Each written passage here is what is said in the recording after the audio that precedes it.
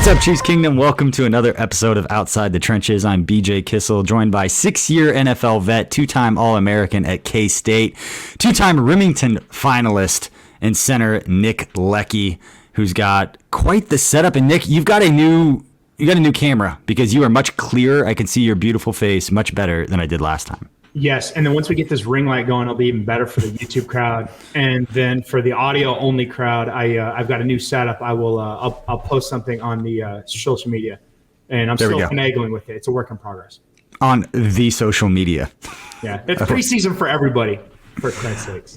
I love it. Tucker Franklin, our third member of this crew. What's up, man? How are you? How was the weekend? I'm doing good. The football team I coached, we had our jamboree on this past Friday, so we were trying to work out some of the kinks, get the regular season coming up here this next Friday, which happens to overlap with the Chiefs' last preseason game. And so my scheduling has not been very great with the Chiefs' preseason scheduling. We've just kind of been off. So I had to catch the replay of the Chiefs game, but that's okay. Ready to go, ready to talk about the Chiefs and what else is in store for this Kansas City Chiefs team. Yeah, this could be a fun show now that we're getting into like real football. This is kind of in our sweet spot as we get into like real stuff. The guys are out on the field. But as you mentioned, the Chiefs won the preseason game last Friday night, 17-10 over the Arizona Cardinals. We're a few days removed from that game, so we'll give some quick takeaways here in a bit and then kind of look forward. I know a lot of people have been overanalyzing, and Chiefs fans, I joked on social media that there is no shortage of Chiefs content immediately after games. I think I saw 4 live post-game shows and 5 takeaways articles, all within like 2 minutes of everything ending. So a lot of options for Chiefs fans, which is a great thing, as the team will obviously be pretty good. But before we get into all this, I do want to thank our partner and our day one partner here on KC Sports Network and Jack Stack Barbecue. Few things go as well together as football and barbecue. So at some point, the weather will start to drop here in Kansas City. It'll cool off a little bit, and it will definitely feel like some barbecue weather. Get some ribs, get some of that Crown Prime beef rib that Nick loves so much. Order that, get it to your house, and enjoy some football while you are doing that. You can order at jackstackbbq.com, and a special thanks to them for making all of this possible for us, and a special thanks to all of you who are listening to this podcast and who have been listening and supporting us at KC Sports Network. And I know at times we will ask you of things, and right now we'll ask if you enjoy the podcast, if you enjoy everything you're hearing, please go, whether it's Apple, whether it's YouTube, wherever you're at, and spread the word and let us know what you think about what we're doing. Internet kind of becomes a place where people get really, really worked up to say a lot of things that people don't get excited and go on and spam all over the internet things that they really, really like. That's what I'll leave it at. So if you enjoy what we're doing, please leave a review. People do look at that stuff as we continue to build this, and it is building quite fast and quite quickly, and we're really excited about it, and we appreciate all of your support. So Tucker, before I read all of these game notes that I know Nick throughout the years has just loved so much with some random information, I want to know from you, what was your main takeaway from the Chiefs preseason game? And I know you're probably going to have a lot, and I just want to get one. Yeah. I think when I first start to think about this Chiefs preseason game, what comes to my mind is the wide receivers. We started to see a whole lot more from Darius Fountain. You know, Marcus Kemp has always been a big topic around camp and in these preseason games. But now there's a big conversation about, you know, Fountain, what's going to happen there. Kind of some similarities to Dwayne Bowe have been thrown out there as well. So it's what's going to happen with this wide receiver room, we'll get to see here pretty soon. Preseason needs to be over. We need to stop with this stuff. Hey, listen, I have a confession to make. Is I have absolutely hated this preseason. Like, I have 100%. Like, it's just like, I don't know what it is. It's the new format, how it's working, players' attitudes. We know so much, and it's just, God, it's miserable to watch. It's the only thing good to watch from the game was when Henny was in. That's when it felt real. You know, and I just get nervous the whole time. It's like, yeah, I want to see Patrick Mahomes go make plays, but I'd really rather see him wrapped up in bubble wrap standing on the sideline doing interviews with Kay Adams or Matt McMullen. Whoever's down there is like, just get him away from people who have bad intentions when they're stepped between the white lines when the games don't matter. So I know he wants to play. I know he needs to play, but it doesn't change the fact that, and it's not just Mahomes. Like when the first team offense is out there after every tackle, after every run, when all the bodies are laying on the ground, I'm holding my breath until everybody gets up. And every time the commercial kind of cuts away and you see a guy kind of roll, I'm like, is he hurt or is he just rolling over? Is he actually getting up? Like, it's just a stressful, anxiety-filled time. Nick, it looks like you have a thought here.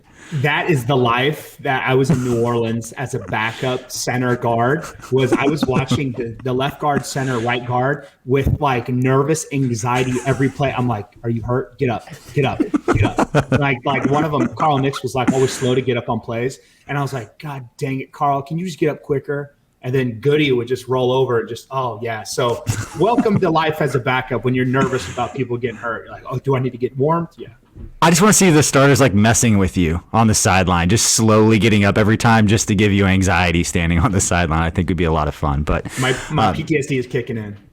All right, we'll change subjects here real quick, and we're talking about ending of the preseason. What that means is that roster cutdowns are happening, and this year is a little bit different than what we've seen in years past, where the CBA rules changed a couple years ago, where all of a sudden instead of multiple, it was just one big cutdown.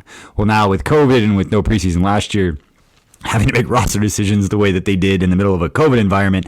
Now it's even more different in that last week they cut 5 players, and now on Monday they have to cut another 5 players to go from 85 down to 80. And then after that final preseason game, actually on the 31st of August, they have to be down to the standard 53-man roster. And so that is August 31st. It's always 4:00 Eastern for whatever reason. Every NFL thing, it's always 4:00 Eastern New York time. But that's kind of where we're at with the roster. That's kind of what we're looking forward to kind of seeing play out over the next week. So it'll be interesting to see with just the 3 preseason games and how many 30-something players or whatever it is, can't do math, have to get released between now and then. This is a lot of decisions that the personnel staff has to make. And so, Nick, I want you to speak. I'm going to speak on this just a little bit because it's a unique time in that this is that week that the starters start preparing for Cleveland, and they're mentally watching film about that, and then 70% of the rest of the team is trying to like, oh my God, I got to make a job. Like I got to make a team. I got to figure out living arrangements. Like the humanistic side, that's not even a word. The human side of these guys that may be unemployed in a week and or 2 weeks, and they're kind of fighting to perform their best in front of personnel evaluators who are cutting a roster on the personnel side, where the coaching side, they're getting ready for Cleveland. Like it's just a unique time in that building. It was always kind of strange. It's a lot of the players know who's going to get cut and who's not going to be around, because in practice, if you see a guy at practice and he hasn't taken any reps, he's not going to get cut. And then also, unfortunately, too, is that same person who's not taking those reps in practice, they're not going to take any reps in the game because they don't want to risk getting injured and then having to pay them the injury settlement or put them on IR for the year. So it's one of those things where you kind of have a general idea who's going to get cut and who to avoid at lunchroom, right? Because you're like, I don't want to, don't get that on me type concept. Yeah. I know you're going to be gone. And all the players that end up on injured reserve. Right, exactly.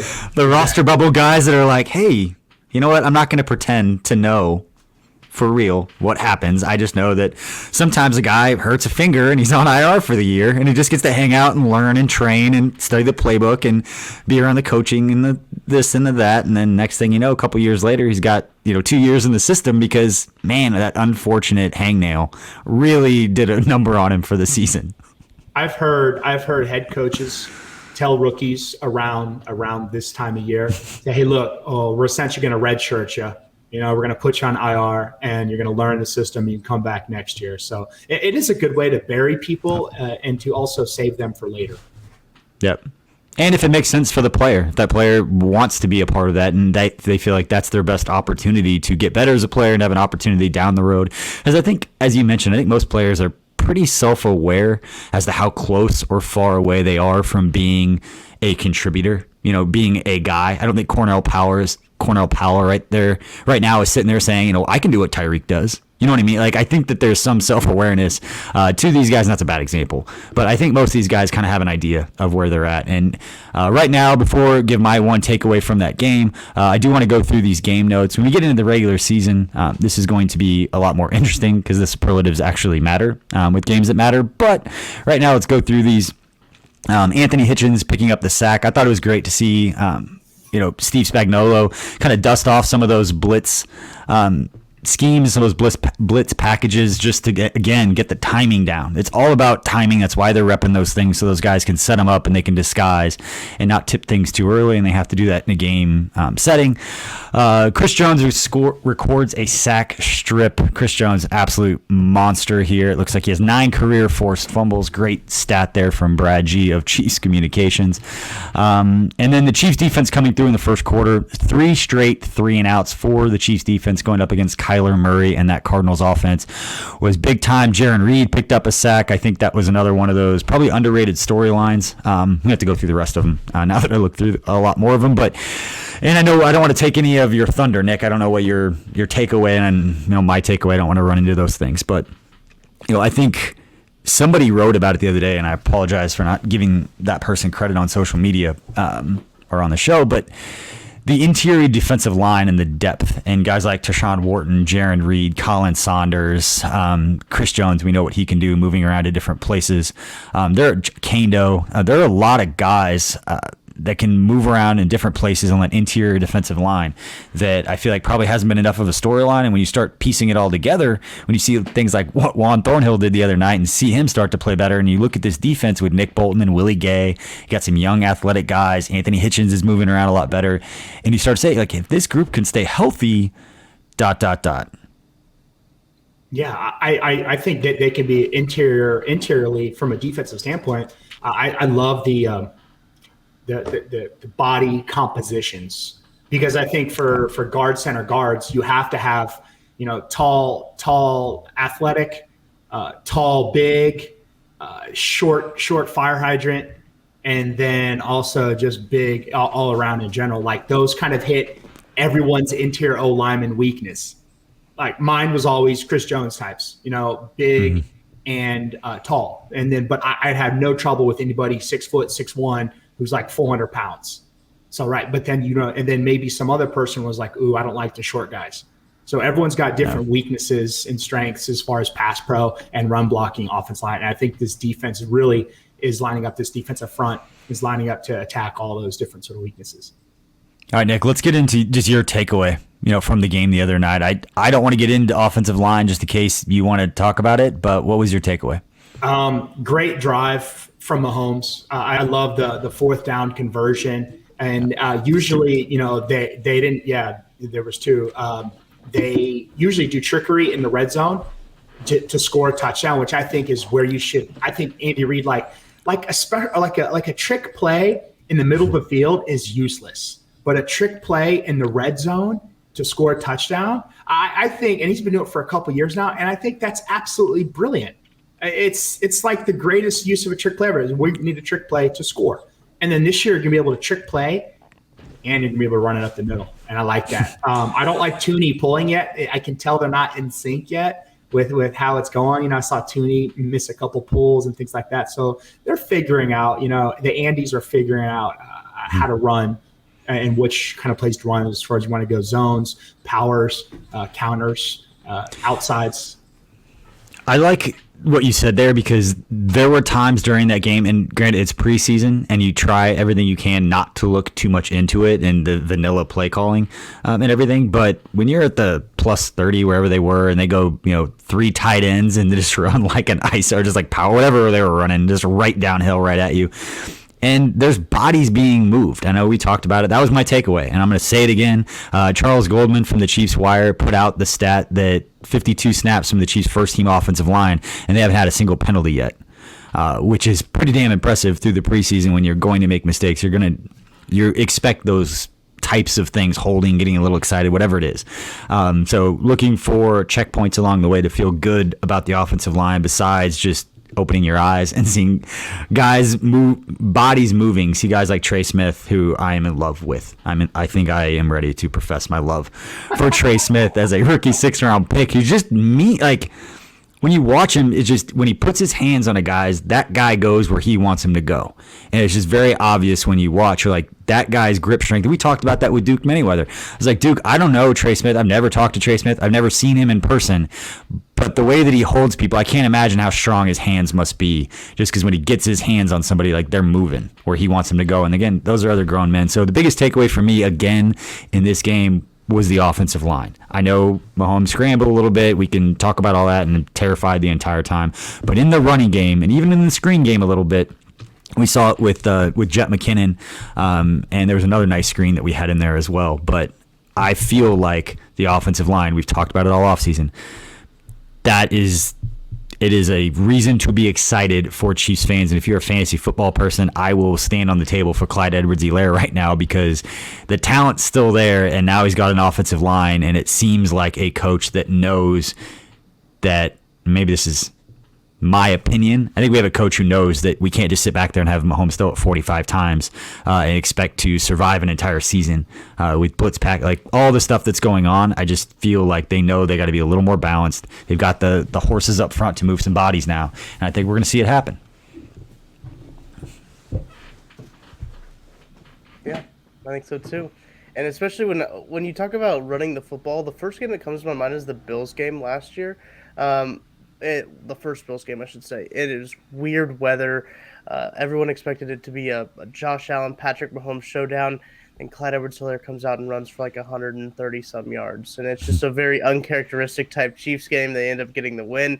And if they can do that a whole lot more and keep teams guessing, I know people like to think that they have it figured out, right? It's like, oh, the Bucs figured out the formula of how to beat the Chiefs.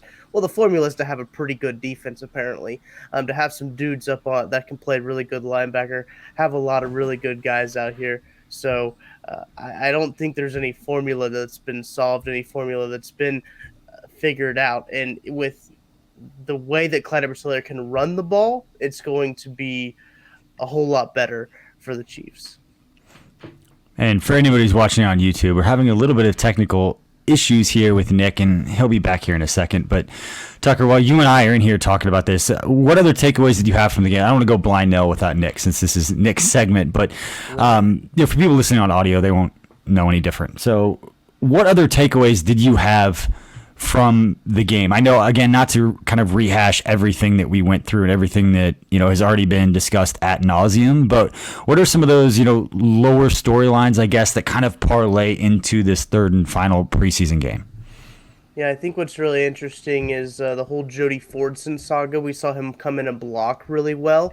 That was always an encouragement to see him come in and block on the line of scrimmage, because that's what Andy Reid really wants from his 2-3 tight end, is to be able to block and catch passes. And if we can see, Jody Fordson has shown the ability to catch passes. Now he's really developing that ability to block. And I think really a lot of my storylines come from the offense. But when you look at this defense, man, they allowed -1 net yard from Kyler Murray in that starting offense. So you start to look at this defense, and you're like, man, could this be the real deal this year? And we'll get into that later, because that might go into my blind no thing. But I think there's just a lot of good things you can take away. I saw some people freaking out about Patrick Mahomes' interception, where he drifts back and throws an interception in the end zone. That's not the end of the world.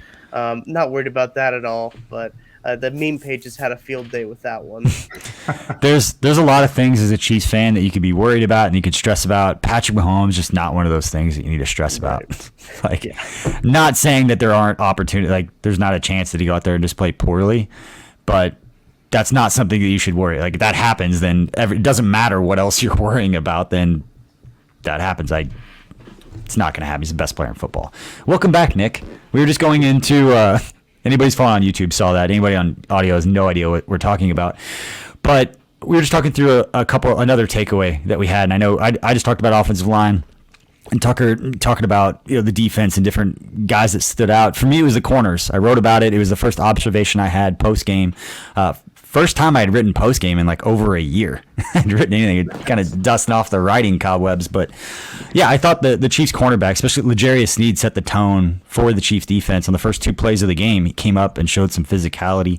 We know Steve Spagnuolo needs that and demands that out of his cornerbacks. I always said that about Bashaud Breeland when he was here, as being one of the more physical corners with a safety background, and a physical safety background at that. And now you're seeing guys like Mike Hughes, Charvarius Ward, who's been doing it his whole career, for kind of a quieter personality guy. Like, he can stick his nose in there. He made a nice tackle for loss on a play against the Cardinals on Friday. So I'm always impressed by the physicality of the Chiefs corners, just because you don't always see it from that position, but it's really good. And I've sat here on this show and said I expect the Chiefs to have another veteran cornerback in that room, just because it's a lot of young guys. And maybe Brett Veach and them obviously know a whole lot more than I do about anything, but they don't go out and get them. I'm going to be happy to be like, you know what, they didn't need to go out and get those guys, because Mike Hughes, DeAndre Baker, we know Charvarius Ward and L'Jarius Sneed are going to be out there. Rashad Fenton, another guy in the mix, and then you got Boodle, and you got all these other young guys that may try to fight to be that 5th or 6th guy. But for me, it's really intriguing when you're at the end of the first quarter as a Chiefs fan, and you're talking about Mike Hughes, and I know DeAndre Baker was a little bit later in the game, but that was a phenomenal pass breakup he had in the end zone. As a couple of former top picks who have had their fair share of headlines throughout their careers for different reasons. But if they can come in here and play the way they did on Friday, they're going to answer some questions for Brett Veach and this personnel staff, who found answers in places that not every GM in the league can go find an answer and trade for a 7th round guy who ends up being a starting corner. But he did it with Parker Anger and Charvarius Ward, so it wouldn't be the first time he's done that either, Nick. And I'm a big fan of BOGOs. You guys know what a BOGO is, right? Buy one, get one free. And that's when you have a cornerback who can cover and who can tackle. And Charvarius Ward, Mike Hughes can do that. And it's cool. I love seeing that. I love seeing guys. It's like watching an O-lineman run in the open field. You don't expect them to be that quick, but when they are, you're like, okay, that's a BOGO. And I think Chiefs have a lot of BOGOs on corner in that back 4 to really get after people, and that's exciting. And speaking of BOGOs, we're going to buy one, get one right now with the old blind nil segment. Yes. It's going to stick, by the way. You just can't happen. It is now, because now it's a thing. Now it's like 3 shows in, it's confirmed. Like, it's called blind nil. So anybody who's listening doesn't know what we're talking about. The second half of our show is always our segment called blind nil, which is each one of us bring a topic regarding football, Chiefs, in some way, shape, or form. It could be serious, it could be goofy. It kind of depends on what kind of mood each of us are in that day. But we bring a topic. We don't know what each other brought, and we talk about it for a few minutes, and that's how we end the show. But before we get to this, just one more reminder and a thank you for subscribing and taking care of us here at KC Sports Network. We do not take it for granted. If you are a day one supporter, if you went on to our merch store and bought a pullover, let's just say that you might be getting something this week as a thank you from all of us to you. So I'm going to drop that little teaser here in the middle of the show, as I saw Tucker's reaction, that's the first mention that we've had of taking care of our day ones. But when we tell you that we appreciate you and we are trying to do right by you, we mean it. So let's go with the blind nil. Tucker, you're up first. What do you got for us today? So I've been trying to think of a way to phrase my question so it's not a yes or no question. But after watching the Chiefs defense, it's kind of hard not to maybe overreact or set expectations very high. So that's exactly what I'm going to do. After seeing that performance against the Cardinals, is it fair to expect that this defense will be the best defense Patrick Mahomes has ever had? Nick, do you want to go first? I don't know. I think it'll be interesting to see the absence of a few key players on this Chiefs defense to see what you can have. But it looks like everyone is playing as a whole, as a unit. And I think that's your first factor for success when it comes to successful defenses, is playing for each other and not playing for stats. And I think we need a whole bunch of guys working towards a common goal, which is kind of what I'm seeing. A great mix of guys who are willing to get after it. Then this could very well be that defense. Like I said, just unity is huge. I'm going to go with yes, an emphatic yes. And I might be drinking the Kool-Aid and for me, it's the cornerback position. We've talked about it all offseason. It's the one that I'm not saying I'm worried about, but it's the one that is holding me back from just gaslighting this whole thing and just being like, they're going to be a dominant defense, because you have questions at cornerbacks with DeAndre Baker, with Mike Hughes, with those guys. And L'Jarius Sneed, for as good as he was as a rookie, can he follow it up with another great season? For me, I wanted to see another veteran in that room to kind of solidify my worry of you don't know what you don't have until you see it. And luckily, we've got a personnel staff and a coaching staff that are pretty good at what they do, and they've seen it, whether we have as fans or not. We're on the outside now. We don't get to see them at practice every day and know how they're progressing and talking to them in the locker room, all the things that selfishly I got to do, and kind of see how guys click and how the teammates kind of react around them. So I'm kind of watching, and we're all watching it together. But Tucker, to your point, we see Juan Thornhill go out and play the way that he has. I think Jaron Reed has always been a pickup that never got enough love. And we've got a legitimate Defensive Player of the Year candidate in Chris Jones, who, if he stays healthy, is going to set the NFL world on fire. He's already a household name, but it's just going to solidify that to people that say, he's not Aaron Donald, but is he Fletcher Cox? Is he this? Or is he that? He is going to create his own way. And you can have a dominant defense. You can talk about the Chiefs defense being the best that Patrick Mahomes has ever played with. When you have a Player of the Year type candidate, which they have in Chris Jones, and that's not the same guy who's your, I guess, administrative leader that I would consider Anthony Hitchens, kind of the guy who gets everybody lined up. If he runs around and makes plays, like he does all the clerical, like the administrative work. He gets everybody where they're supposed to be, and then you've got just the heartbeat of that team, the heart of the entire team, in Tyrann Mathieu, making sure everybody's lined up. And then you have guys like Frank Clark, who's just going to rip his arm off to stay on the field and do whatever he's got to do, and that rallies and people around him see that. So I just went off like 3 minutes explaining why I think, yes, this is the best defense that Patrick Mahomes will have ever played with. I knew I could ask you a yes or no question and get some solid content out of it. But what I think, when I start thinking about this, is what's the bar for them to have to cross, right? What was the best defense? Was last year's defense the best? Was the Super Bowl team's defense the best? And so, like, those are things I start thinking about. You guys talked about Bashaud Breeland earlier in the show. I admittedly am a big fan of Bashaud Breeland. Bashaud Breeland has actually played really well in Minnesota so far in this preseason. I'm always going to be a fan of Bashaud Breeland for not only what he did on the field, for what he did for the community. Helped out with Lincoln Prep while he was on suspension. I think that's a really cool thing to see from Bashaud there. So it's like you mentioned, BJ, the cornerback room is one of those high risk, high reward type situations because – man, if you look at this room, it could pan out and it could be really good, especially with DeAndre Baker, how much team control is on his contract, how young L'Jarius Sneed is.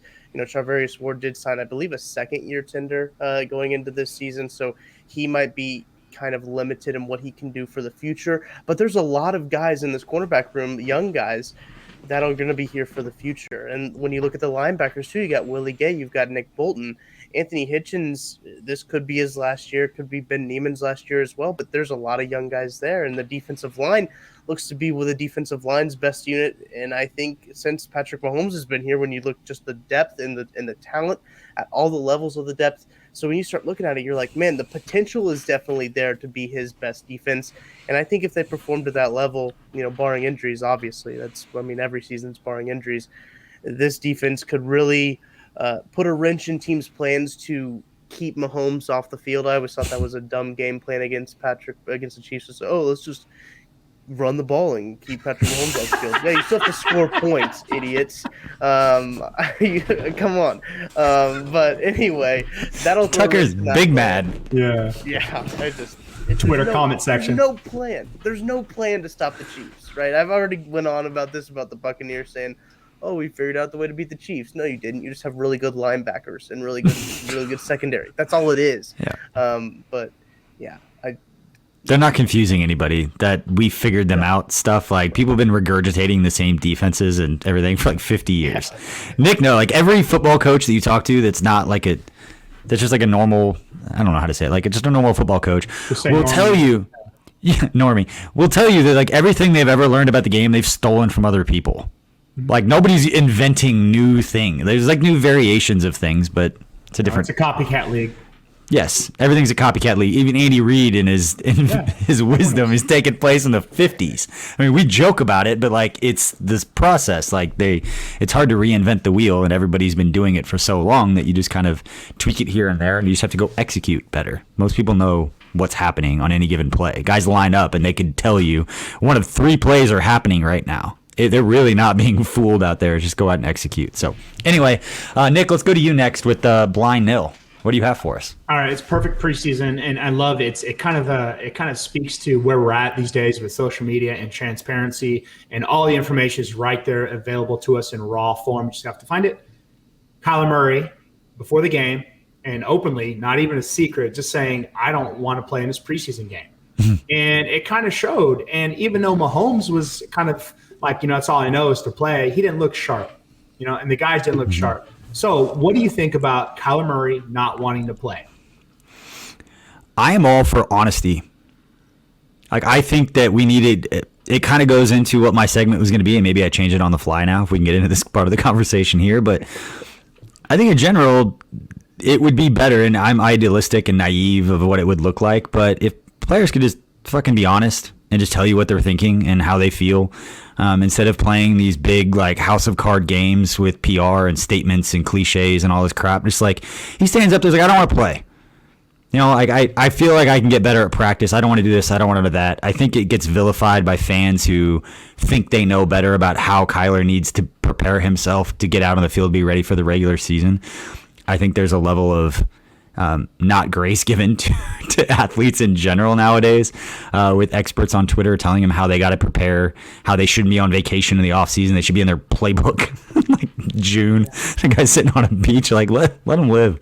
So yes, to your point, Nick, I think whether it's preseason, whatever it is, and I don't know if I'm answering your question exactly, but in general, I wish players had the trust of the community that they could just speak freely and openly and honestly without being, like I said, vilified. Because if you talk one-on-one to these guys, they will, most of them, once they know you, like will share openly and things that may, if they say publicly, be this big controversial statement, but everything's so nuanced that you can't get it out in a 20-second soundbite. You can't get all this stuff out. So I'm going to talk out of both sides of my mouth because I saw it for years where I saw questions asked, players answer, and then you'd see the content and you're like, that's not what that was. Like, that's not how that was brought up. Like, that wasn't that.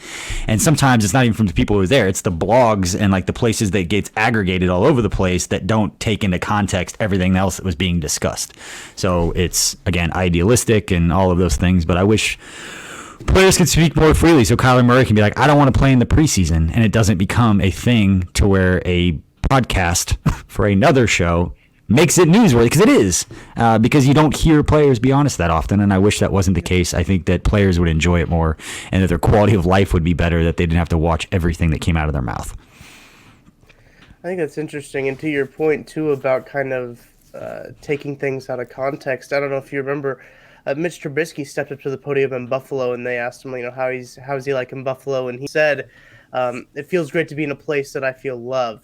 And that was taken completely out of context because he had like a 2-minute buildup to that little 5-second answer right there. And all the Bears fans were like, oh, he was loved in Chicago. I don't want to hear that.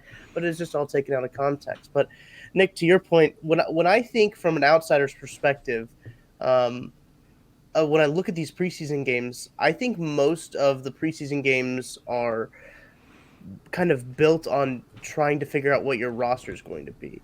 I don't think a lot of the time, and I could be completely wrong in this, I could be completely off base, but when I look at it, it doesn't seem like a lot of it is devoted to getting the starters ready actually for what the game is going to be like. Yeah, they play a drive, 2 drives, 3 drives, maybe a quarter, but a lot of it is to get guys reps to see what they have. And if you got guys like Patrick Mahomes, like Kyler Murray saying like, I feel good, I feel ready, I don't know if there is a reason for you to risk injury to put them out there if they don't want to be out there, because that's usually when injuries happen, right? I remember being told in football practice in high school when we were a scout team defense and the offensive line was cutting, they're like, hey, you got to go full, because if you're going half speed and the guy's cutting you, you're going to get hurt. That's when you're going to get hurt. But if you're going full speed and that happens, you're not going to get hurt, just things like that. So like if these guys are going half speed, going through the motions, I think there's more risk of injury. So if you have a guy saying, hey, I don't really want to play. I don't have a problem with that. Just take him out because you don't want to risk injury. I think it should also be stated that I hope and trust that Kyler's feelings on whether or not he should play were already known by Cliff Kingsbury before that went public. And that if that's the case, then absolutely no issue. If that's the first time Cliff Kingsbury heard that Kyler really didn't want to play, that's a huge problem that has nothing to do with Kyler being honest or not. It's just about communication and trust and all of that kind of stuff. So. Yeah, and I like what you said, BJ, about the honesty. And I think that too many times players, and I was guilty of it back in the day, was you give these canned statements like, oh, my hat goes off to this team. You know, I think they really worked hard. We've got some good things.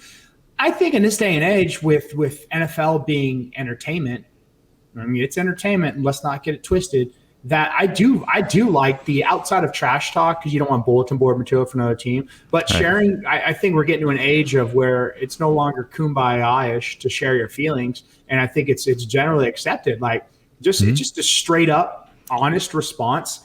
I don't want to play this. And as a player, you're correct because I don't give a damn about this preseason game. I watched the film. I studied. You know, you're watching last year's tape. You're watching preseason film, and it's tough to get up for it. You know, you're not. Your game plan is really muted. Everything's dialed back, and it's just your intensity is not there. Which is to Tucker's point. If you're not going full bore, you will get injured. You know, if you're half in, half out, you're going to be a little bit lazy, and you might keep your feet on the ground. Someone could roll up on you from behind. So I liked it. I don't think it should be taken out of context. It is what it is. So he's stating what everyone thinks, and it should not be a big deal. That's my thought. And my final thought to put a bow on that is that I don't think it would be a problem if every NFL player was at the same time like to say, you know what, we're all going to be open and speak. The problem, and this when Coach Reed would talk about like distractions. And people would, it's like a generic term, and they'd wonder what that means. The machinations of what happens when some controversial thing, some stupid thing even happens, and they say, I don't like distractions, is when one player does something and then it tries to be, and I want to speak in generalities because I don't want to get too much into the weeds about one specific incident. But in general, what happens is one thing happens, and then all the media asks Coach about it. And then the media goes into the locker room and they ask every single player who happens to be in the locker room about that time about that one thing with one said player that may be a different position group. It may be a different side of the ball. The media may be thinking that just because they're on the same team that they're best friends, and that guy's never had a conversation with that other player, but yet he has to speak for whatever incident they're talking about, which may have no context, nothing to do with them at all. But it doesn't matter on a headline because it's like Chiefs teammates have a problem with such and such, when all they said is like, I don't know. Like, that crap, that is the distraction. When other players feel like if I do something, then all my teammates are going to get berated in the locker room. And if they say the wrong thing, then it's going to get put out on social media and then it hurts their brand and they got agents. Like, it's such a mess that, again, maybe it's a little kumbaya-y, maybe it's a little idealistic to say, let's just hit the freaking reset button and just be honest. And just trust that the country, which we can't trust half the country to do anything, no matter what side you're on. That's not a political thing. It's true that trust that if people are honest, that it won't become this huge thing, but it's going to take everyone doing it at the same time. So let's go to the last line nil segment. It's going to be very similar to that. Tucker, I want to get your thoughts on this first as the young pup. Talk about it similarly, but along the same lines of players just being honest. If you could change any one thing about the way that NFL media, the NFL is covered, about the way that the NFL is portrayed to fans, it could be at any scope, at any level. It could be in stadium, out stadium, at home, off season, draft, combine, access, whatever it is. And I'm going to elongate the question to give you time to think about your answer. Because again, he doesn't have any clue what I'm bringing up, and this is a very loaded question. But if you could change anything about the NFL and the way that it's covered, and again, all the media stuff, what would it be? Man, that's a good question. Because when I start to think about it, it probably is one of the better leagues in terms of accessibility. The MLB has that problem where they get really upset about posting highlights and stuff like that. NFL is really good about sharing highlight stuff on social media, using clips, stuff like that. Kind of. Don't tell NFL social departments that the NFL is really good about highlights. That's all I'm going to say. The NBA is the best and the MLB is the worst. They fall somewhere in between there. Yeah. And I think that is always going to be something that I would like to change, is like more accessibility content like that. We're seeing a lot of changes with the Game Pass situation. I mean, I was talking in our group message. I was trying to give them my money this weekend and they wouldn't take it. I was trying to re-sign up for it and I couldn't do it. It like wouldn't work. That's kind of frustrating than the All 22. If you're into the film, you know the All 22 has been down for ever, I think. I don't think there's ever been anything go 100% right with it, so that's kind of frustrating, I know, from people on that end of it. But I do think that there's just a lot of just cliches and stuff like that. It's hard to get that out of the game, though, out of the media coverage. Who needs a Game Pass when you got an Eddie High in Chiefs Kingdom just posting videos and cut-ups of everything? That guy's got every offensive line rushing play like 5 minutes after the Chiefs game is done. It's like, this guy's amazing. Brett Veach's going to hire him. There's no way that's legal what he's doing, but hey, I'm here for it. The whole account's going to get shut down. Like, you can't do that, yeah. but... It's all right. But no, I appreciate Eddie. He's did great work during training camp and still does great work tweeting out those videos. But I think that something that I would change is, the honesty is obviously a really great point. But I just wish that there wasn't so much build up to minor events. I think if that makes sense. It just seems like there's just a lot of build up for very small things. Like, I think about the week leading up to the Super Bowl, the 2 weeks, I should say, leading up to the Super Bowl.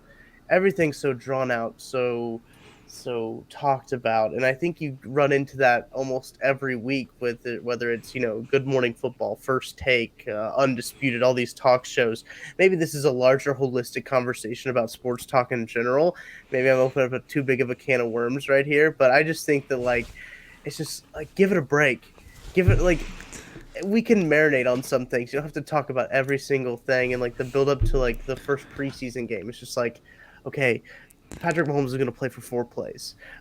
Let's just take a chill pill on this. Nick, before I throw it to you, I want to bring this up because it reminds me of a conversation I had, and to protect him, I'm not going to use his name. Chief staffer, it was the year that we traded back with the Niners. They traded up for Josh Garnett, the Stanford guard. We took Chris Jones at 37. We were at the draft party at the Chiefs indoor. There's thousands of people there. You've got live radio over here. You've got face painting, you got horses, I don't remember everything. The whole indoor is just built up. You've got literally hundreds of thousands of dollars of activations and partnerships and all this crap going on everywhere. And the guy looked at me and he just said, all this for one player who probably won't even play this year. Because the roster at that time was so good. Now it ended up being Chris Jones. Yes, we should have the big hoopla for him. But in that moment, you look around and you just see all of this crap happening to add one player to your roster who's going to start as a backup. When you look at it in that it's exciting, you get all built up. But when you look at it and just you're adding one player to your roster at the offseason, there's going to be 90 people, all of this for one player. Now the draft is a whole different deal. And so I agree with the build up to it, but it is funny when you look at things in those contexts that it kind of changes the perspective, especially people who are outside of football who don't understand it, that see how rabid the fan base is. And I can't imagine how much better it's going to get as we approach 2023 and the NFL draft comes to Kansas City. So that is going to be a whole lot of fun. And it's almost like KC Sports Network will be right there to help cover it. So, all right, Nick, what do you got? What would you change?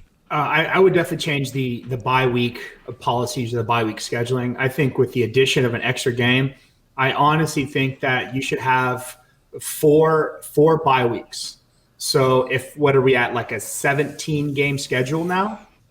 So what I'd like to see is, I used to get so mad when we had a week 5 bye because I don't feel like you're that tired. And the times where we had that week 9, week 10 bye, it was absolutely glorious. So I would like to see 8 games played, and then week 9, half the league is off, and then week 10, half the league is off, and then you play for about 4 games ish, right? So 4 games, 12. So that way you break it up. So you play 4 more games, or let's say 5 more games, and then same thing, 2 week you have a bye, and then that way you can kind of leave December, have your bye weeks the last 2 weeks of November for Thanksgiving and whatever. And then that way you can get a clean stretch for December. Because to me, the NFL gets really, really good in December, because all these teams that went 8-0 with these soft schedules and a lot of home stuff, and maybe they've got injuries and don't have that depth. you see these teams fade away, right, in December. And to me, it's like December is kick ass because that's when, men are separated from the boys and Super Bowl contenders are left in the dust for preseason pretenders. So that's what I would change is that structure of bye weeks to make it where, shit, okay, we had an extra game. Now we're going to take care of you. This is how we break up the season. It's a really good idea. I love and as you say it, thinking through the unintended consequences of fantasy football implications. And like, it's $1 billion business now. Like all these proliferary like things that have kind of come around the NFL and these companies that have started, like KC Sports Network in a lot of ways, covering the sport in different ways. But that's a really good point. I think for me, besides the highlights, which we talked about before, I think that the NFL as a business, and they're trying to figure out ways to monetize their highlights because they know it's the most valuable thing that they possess, much like Game Pass. They know that it's valuable in growing their brand. I don't know how much more they feel like they need to grow it. They know that people are making money off Game Pass on the side, and I think the NFL wants a bigger piece of that. So whether they charge more for it, whatever that looks like, we talked about it in the group DMs, that the NFL knows what they have and when it's valuable, and they don't just give that stuff away, right, wrong, or indifferent. They're very good about that. They're very good about monetizing everything. All NFL teams and the NFL as a whole is very, very good at that. But I would open up access as one of the other things. But the thing I really want to get into, and it's going to come across preachy, but I really think the NFL could lean in on the good stories that you have from players and the good things that people are doing in the community. And I know that it doesn't always drive the same engagement. I know the numbers don't always add up, and you could look at your resources and the opportunity cost for doing that kind of content. But at the end of the day, the NFL is the absolute number one sport in this country, and people are going to pay attention no matter what you put out there. And you have an opportunity with people's attention to spread positive messaging and share stories of what these guys are doing in the community to make it a better place, and not just, mock draft roundups, this, that. Like, get in there and tell what these guys are doing, and not just the dramatic bad stuff. And again, it's idealistic. It's whatever. There's a lot of good guys that do a lot of good stuff, and I feel like that doesn't get promoted as much as all the other crap. And again, I understand the business side of it, but I also understand that people are going to absorb and listen and watch the content that the NFL puts out, that the teams put out, and the Chiefs have been very good at this. They've always supported when you want to do something off the field with a player. I just feel like as a whole, the NFL and teams and content creators in general could do a better job of focusing on the things that would improve big picture, the community and the things that they do. And I don't know exactly what that looks like, but I feel like more effort could be made in those areas to share those stories. I like that. Thank you. That's kind of what you're doing last year, when you were with the Chiefs, right? Those back home stories or whatever. I thought that was a really cool concept.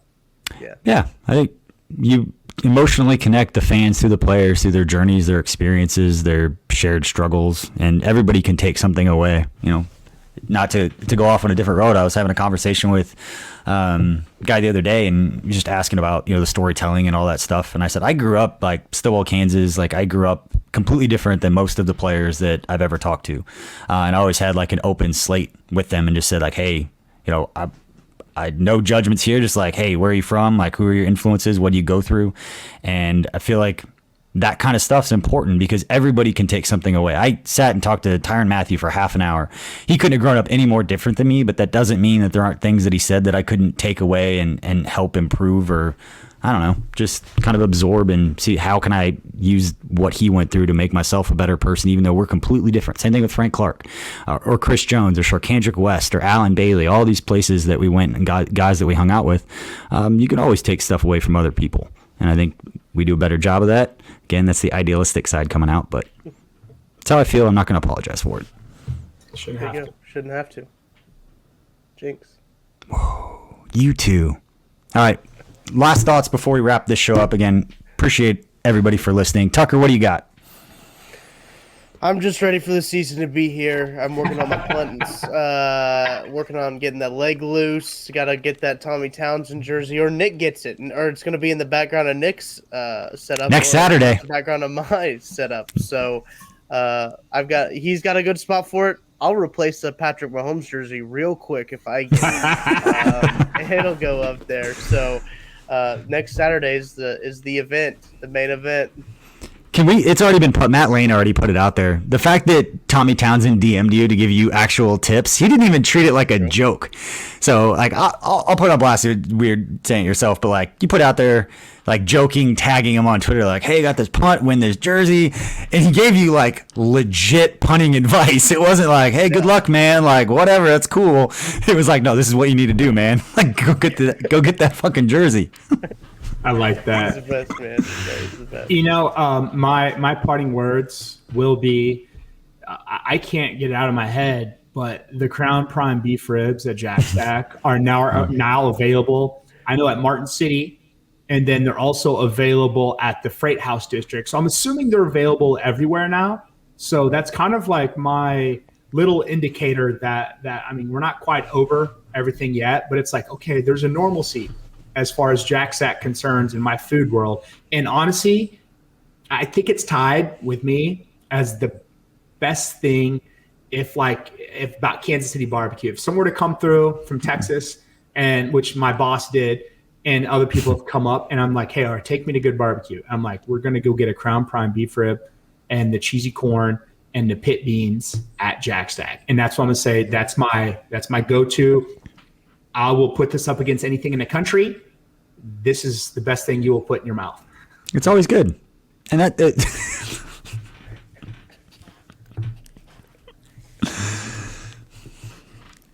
you need a minute? All right, Nick, that's a great way to end it. Again, we appreciate everybody for listening to this episode of Outside the Trenches. Again, please, you guys are terrible. Please rate, review, subscribe, all that good stuff, and tell your friends about it. We're trying something new with KC Sports Network. We keep talking about it, but when you try something new, especially in media, and you're trying a new media network, the best way to reach new people and all of that. Hi, Nick.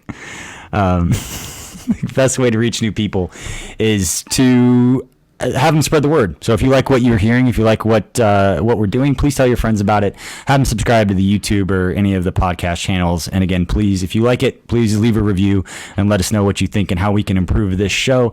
We've got a lot of really, really cool stuff, not just with this show. As the format of this show may change a little bit and maybe live, we'll see how things go. We're still planning some stuff out, but a lot of cool stuff in the works for KC Sports Network as we turn this thing up to 11 once the regular season begins. And again, if you have not subscribed to our newsletter on Substack, go to kcsn.substack.com. You can sign up for free. You get our free newsletter, which gives you the daily updates. Anytime there's any kind of breaking news, Tucker will make sure that you are updated and informed.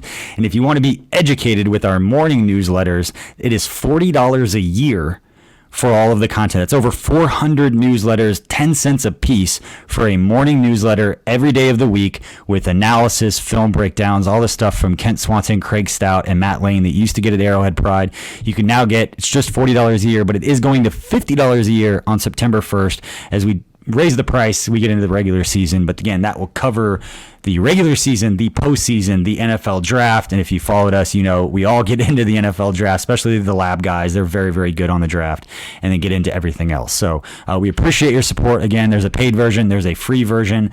Let us know. Shoot us an email. Shoot us a text. Shoot us a tweet. Let us know what you think. We appreciate your support. Until next time, Chiefs Kingdom. Oh, last thing. We do have a special episode we're recording this week with a special guest.